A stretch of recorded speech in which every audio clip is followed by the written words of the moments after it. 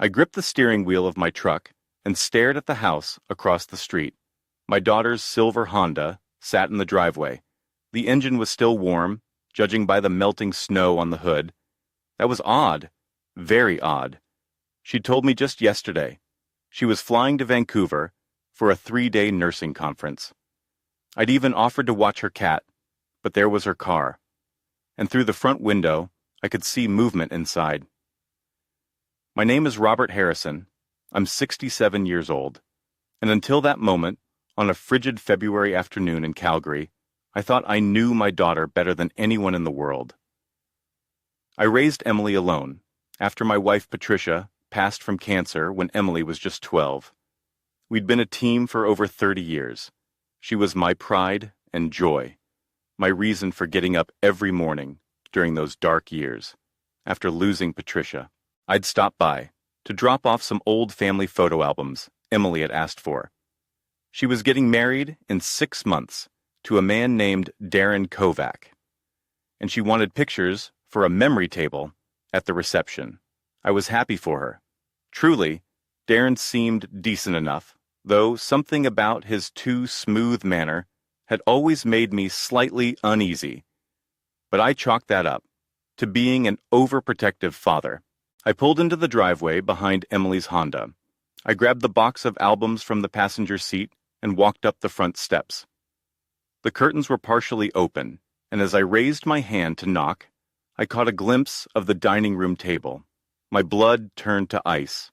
Spread across the table were documents, legal documents, and in the center I could clearly see the letterhead from Patricia's life insurance policy, the one that had paid out $750,000 when she died, the one I'd carefully invested and saved for the past 20 years, living modestly on my pension from 35 years as a high school math teacher. Emily was standing at the table with Darren. They were both leaning over the papers, and Darren was pointing at something with a pen. Emily nodded, then reached for another document from a manila folder. I should have knocked. I should have announced myself, but something stopped me. Maybe it was the intensity of their expressions. Maybe it was the way they kept glancing toward the windows, like they were worried about being seen. Or maybe it was a father's instinct, that something was terribly, terribly wrong. I stepped back from the door and moved to the side of the window, where I could see but couldn't easily be spotted. I pulled out my phone and, hands shaking, started taking pictures through the gap in the curtains. Darren picked up what looked like a medical report. I zoomed in with my camera. Even from this distance, I could make out the header. Cognitive assessment.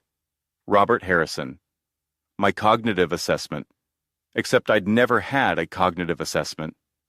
I'd never even been to the doctor, whose name appeared on the letterhead. My heart hammered against my ribs. The box of photo albums slipped from my other hand and hit the porch with a soft thud. I froze. Inside, Emily's head snapped toward the window. I pressed myself against the wall, barely breathing. After what felt like an eternity, I heard her voice, muffled through the glass. "Did you hear something?" "Probably just a squirrel on the roof," Darren replied. "Come on. We need to finish this, before your dad gets suspicious. You said he's been asking about the Evergreen Meadows facility?" Evergreen Meadows, the assisted living complex on the south side of Calgary. Emily had mentioned it to me twice in the past month, saying she'd heard good things about it, that some of her patients' families had been happy with the care there. She'd even suggested casually that we take a tour together, just to see what options are out there. Dad, you know, for down the road. I'd laughed it off. I was 67, not 87. I still jogged 3 times a week, volunteered at the community center, and had a sharper mind than most people half my age. The suggestion had seemed ridiculous. Now, it seemed sinister. "He's being stubborn," Emily said. "But once we have the POA documents signed, it won't matter. We can make the decision for him." POA, power of attorney. They were trying to get power of attorney over me. "And you're sure the dementia diagnosis will hold up?" Darren asked. Dr. Chen owes me a favor, Emily replied. The report is dated, official, everything. If anyone questions it, he'll back it up. Says, Dad's been showing early signs of cognitive decline for months. The world tilted. My own daughter, my Emily, the girl I'd raised, put through nursing school, supported through every challenge, and heartbreak. She was fabricating a dementia diagnosis to take control of my life, my money, my decisions. Once he's in Evergreen Meadows, we'll have full access to the accounts, Darren continued. That $750,000, plus his pension, should more than cover the house we want. And with him in care, we can rent out his place for extra income. What about the wedding? Emily asked. We'll use some for that too. Might as well do it right. Your dad won't need the money. Where he's going. Those places bill everything anyway. I couldn't listen anymore. I couldn't breathe. I carefully picked up the box of albums. I walked back to my truck as quietly as possible and drove away. I made it 3 blocks before I had to pull over. My hands were shaking so badly I could barely hold the wheel. I sat there in a Tim Hortons parking lot for 20 minutes, staring at the photos on my phone, the documents, the fake medical report, the casual cruelty of their conversation. This wasn't a spur-of-the-moment scheme. This was planned, organized. My daughter had cultivated a relationship with a doctor willing to falsify records. She'd been researching assisted living facilities. She'd been manipulating me with casual suggestions designed to plant seeds. How long had this been going on? The engagement. Darren had proposed 8 months ago. Had this been his idea, or had Emily always been capable of this? The thought made me sick. I'd spent 20 years protecting her, providing for her, making sure she never wanted for anything, and this was how she repaid that love. No, I wouldn't let this happen. I couldn't. I pulled myself together and drove home. My small bungalow in Montgomery felt different somehow, like I was seeing it through new eyes. This was the house Emily grew up in. Every room held memories of birthday parties, homework sessions at the kitchen table, Patricia reading bedtime stories, and my daughter wanted to rent it out for income while she warehoused me in a nursing home I didn't need. I sat down at my computer and started researching elder financial abuse, guardianship fraud, POA manipulation. The stories I found made my stomach turn. Apparently, this happened more often than I'd realized. Children stealing from parents, fabricating illnesses, convincing courts their parents were incompetent in order to seize control of assets. But I had one advantage they didn't know about. I knew what they were planning, and I had evidence on my phone. The next morning, I called a lawyer, not my usual attorney, the one who'd handled Patricia's estate. That was our family lawyer, and for all I knew, Emily might try to involve him. I needed someone with no connection to her. I found a firm specializing in elder law and made an appointment for that afternoon. Margaret Wu was in her early 50s, with sharp eyes and a no-nonsense demeanor. I showed her the photos, played the audio recording I'd managed to capture through the window, and explained everything. She listened without interrupting, her expression growing darker with each detail. Mr. Harrison, she said, when I finished, this is attempted fraud, forgery, and quite possibly criminal elder abuse. Your daughter and her fiancé could face serious charges. I don't want to send my daughter to jail, I said. My voice cracked. I just want to protect myself. I want this to stop. I understand. But you need to understand the severity of what they're attempting. If they'd succeeded in getting POA through fraudulent means, they could have drained your accounts, sold your home, and there would have been very little you could do about it from inside a locked memory care unit. The words hit like a punch. She was right. If Emily had convinced a court I was incompetent, if she'd had me committed, based on fake medical evidence. I could have lost everything: my freedom, my home, my dignity, my future. What do I do? I asked. Margaret leaned forward. First, we document everything. You're going to get an actual cognitive assessment from a reputable physician. We'll establish definitively that you're of sound mind. Second, we'll update your legal documents to ensure Emily has no access or authority. Third, we'll gather more evidence if possible. And fourth, we'll decide how to confront this. Over the next 3 weeks, I followed Margaret's instructions to the letter.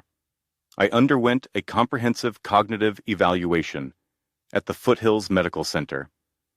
The neuropsychologist, Dr. Patel, put me through hours of tests: memory, problem-solving, language, attention span. Every aspect of cognitive function was measured and documented. The results came back exactly as I knew they would, completely normal for someone my age. In fact, Dr. Patel noted, my scores were in the 85th percentile for my demographic. I had no signs of dementia, Alzheimer's, or any cognitive impairment whatsoever. I also visited my regular doctor and had him document my excellent physical health: blood pressure normal, cholesterol good, no medications except the occasional aspirin. I was in better shape than many people decades younger. Armed with this documentation, Margaret and I updated all my legal paperwork. I created a new will, designated a trusted friend from my volunteer work as my healthcare proxy, and set up my bank accounts with additional security measures. Most importantly, I explicitly revoked any future claims Emily might make regarding my competency or care. Then came the hard part, deciding what to do. About Emily and Darren, Margaret advised involving the police. What they'd attempted was illegal. The fake medical report alone was forgery. And Dr. Chen could lose his medical license. But I wasn't ready to take that step. Not yet. I needed to confront Emily first. I needed to understand how my little girl had turned into someone I didn't recognize.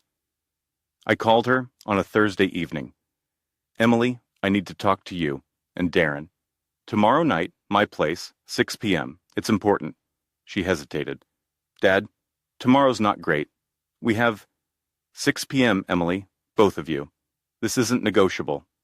Something in my tone must have convinced her. Okay, Dad, we'll be there. I spent Friday preparing. Margaret arrived at 5:30 with a colleague from her firm. They would be witnesses to the conversation. I also set up my phone to record audio. Everything needed to be documented. Emily and Darren arrived exactly at 6 p.m.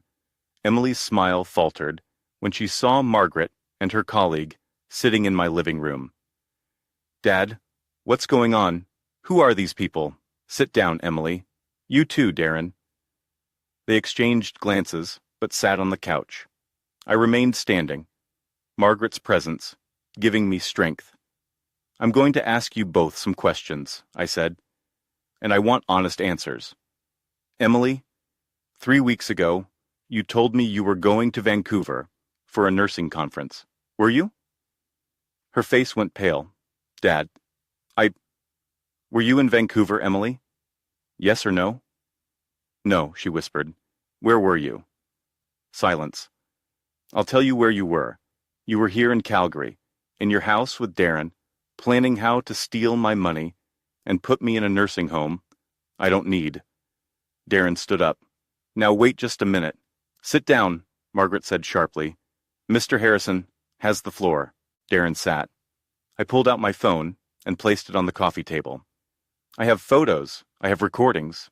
I have evidence of you two, forging medical documents, planning to fraudulently obtain power of attorney, and conspiring to commit elder financial abuse. Emily's eyes filled with tears. Dad, you don't understand. Then help me understand.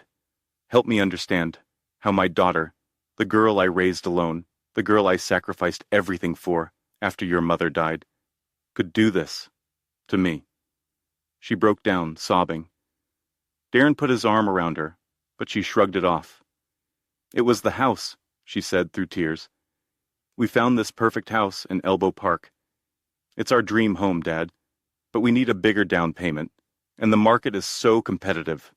And Darren said, What? I demanded. Darren's face had gone from red to white. He knew he was caught. I told her. It made sense, he said quietly.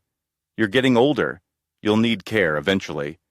Why not move to Evergreen Meadows now, while you can still enjoy it, and the equity in this house, plus your savings? That money could help us build our life together. You raised Emily, you did your job. Now it's time for us to build our future. The audacity of it stunned me into momentary silence. You think stealing from me is your right? I finally said. You think, because I'm 67, I'm disposable? That my life, my autonomy, my future don't matter? It's not stealing, Darren protested. Eventually, it would all go to Emily anyway. When I die, I shouted, when I die naturally, at the end of a life, I'm still living. Not when you decide I'm too much of an inconvenience. Not when you want a house in Elbow Park. Emily was sobbing harder now. Dad, I'm so sorry. I'm so sorry. It got out of control, Darren said. It would be easy. That you'd be comfortable at Evergreen Meadows. That you wouldn't even notice. I would have noticed, being locked in a facility I don't need, based on a fake diagnosis, I said coldly. I would have noticed losing my home, my independence, my entire life. Margaret spoke up. Mr. Harrison has documentation proving his complete cognitive competency. He's also secured all his legal and financial affairs. You two have no access, no authority, and no recourse. Are you going to press charges? Darren asked. His voice was flat now, defeated. I looked at my daughter, really looked at her. She was broken, crying, a mess. Part of me wanted to forgive her, to pull her into my arms like I had when she was a child. But another part of me, the part that had been betrayed so fundamentally, couldn't. That depends, I said, on both of you. I laid out the terms. Darren would move out of Emily's house immediately. The engagement was over. Emily would undergo counseling to understand what she'd done and why. She would have no contact with me for at least 6 months. Dr. Chen would be reported to the College of Physicians and Surgeons of Alberta for the fake medical report. And if either of them ever attempted anything like this again, I would immediately involve the police and pursue full prosecution. You're breaking up with me? Emily asked Darren. You don't have a choice in this, I said. He influenced you, manipulated you.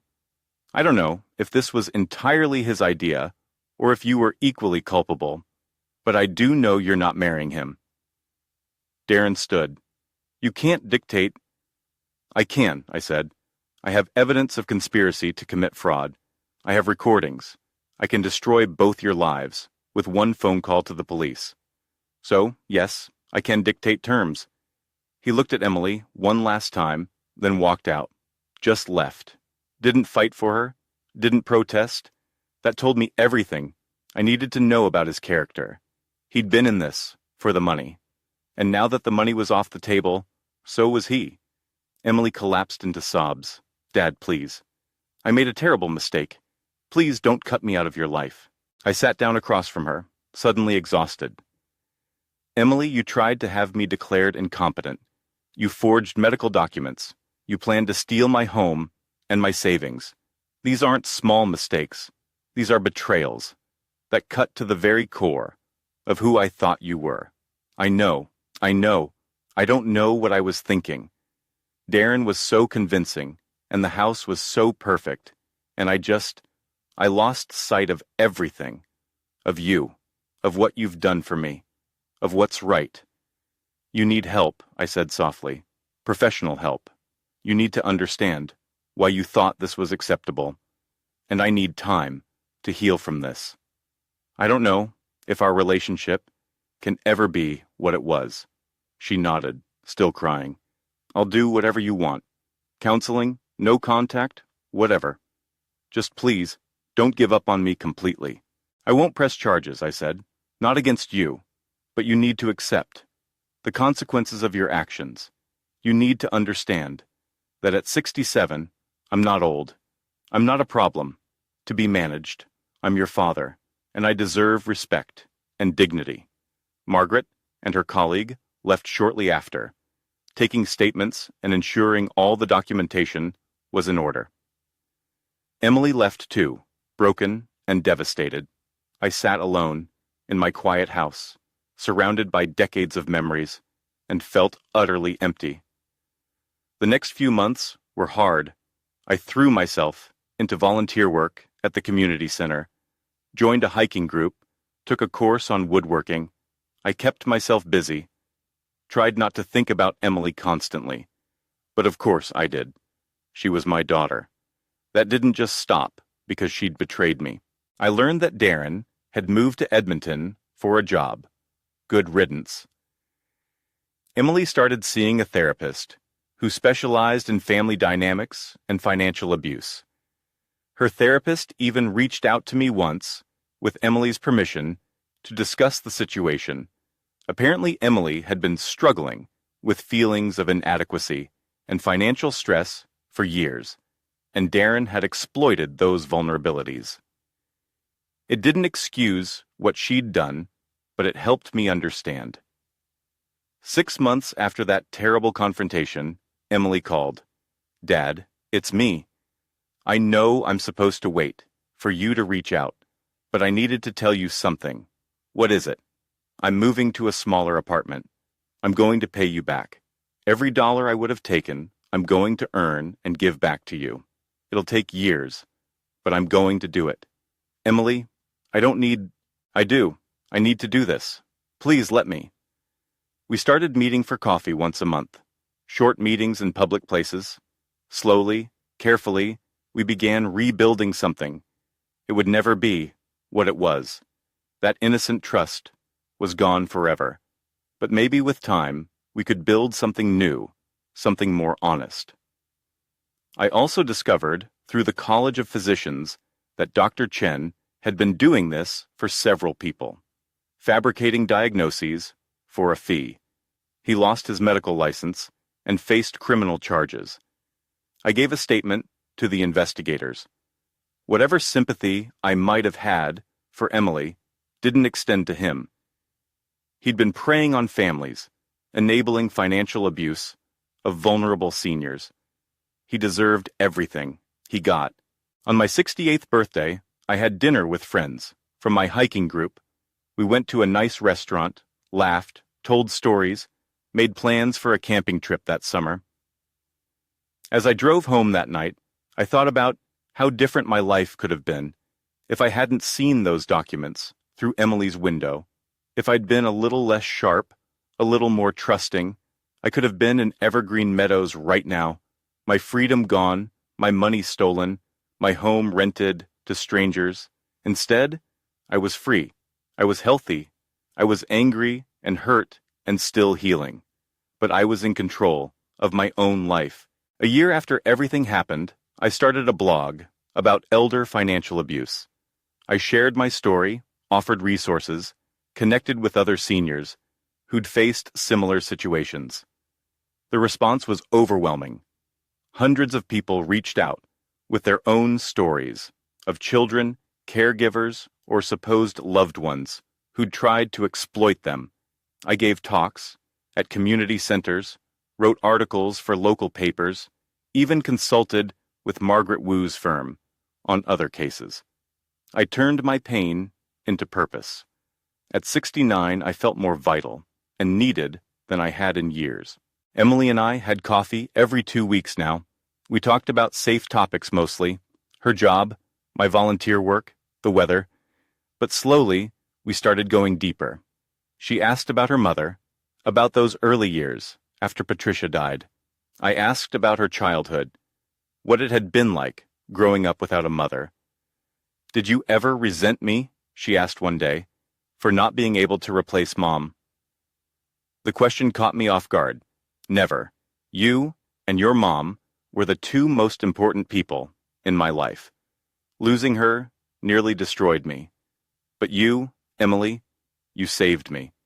Taking care of you gave me a reason to keep going. She cried then. I'm so sorry. I forgot that, Dad. I'm so sorry. I let greed and stupidity make me forget everything you did for me. We can't change what happened, I said. We can only decide how we move forward. She was making payments into an account she'd set up. Small amounts, but consistent. She'd never taken the money, so technically, she owed me nothing. But this was about more than money. This was about restitution, about proving she understood the magnitude of what she'd almost done. I didn't need the money. My savings were intact. My pension was solid. And honestly, I was living better than I had in years. But I let her make the payments because she needed to, for her healing, not mine. 2 years after that awful day, when I saw those documents on Emily's table, she called me on a Sunday morning. Dad, would you like to come over for dinner tonight? I'll make Mom's lasagna recipe. I paused. Dinner, at her place. That was new. Just us? Just us? I arrived at 6 with a bottle of wine. Her apartment was small, but nice. Decorated simply. Photos on the walls, including several of Patricia and me from when Emily was young. Seeing them there, displayed prominently, made my throat tight. Dinner was good. The lasagna wasn't quite as good as Patricia's had been, but it was close. We talked about work, about my blog, about her therapy sessions, and then over coffee, she said something I hadn't expected. I'm grateful you caught me, Dad. I know that sounds strange, but I am. If you hadn't, I would have destroyed both our lives. I would have become someone I couldn't live with. You gave me a chance to face what I'd become and change it. I almost lost you, I said quietly. If you'd gone through with it. If I'd ended up in that facility, I don't think I could have ever forgiven you. I know. I think about that every day. How close I came to losing you forever. We sat in comfortable silence for a while. Two people rebuilding something precious that had nearly been destroyed. Dad, Emily said finally, when I get married someday, if I get married again to someone good this time, would you walk me down the aisle? I felt tears prick my eyes. I'd be honored. She smiled. And for the first time in 2 years, it was her real smile. My Emily's smile. The little girl who'd held my hand at her mother's funeral. The teenager who'd helped me learn to cook. The daughter I'd raised alone and loved more than life itself. We still had work to do. Trust wasn't rebuilt in a day or a year or even 2 years, but we were trying. And sometimes trying is enough. Now at 70, I look back on those dark days as a turning point. Yes, my daughter betrayed me in the worst possible way. Yes, I nearly lost everything I'd worked for and all my independence, but I also discovered something important. I'm stronger than I thought. At an age when society wants to write people off, I fought back. I protected myself. I refused to be a victim. Age isn't weakness. It's experience, wisdom, resilience. Those extra decades aren't a liability. They're an advantage.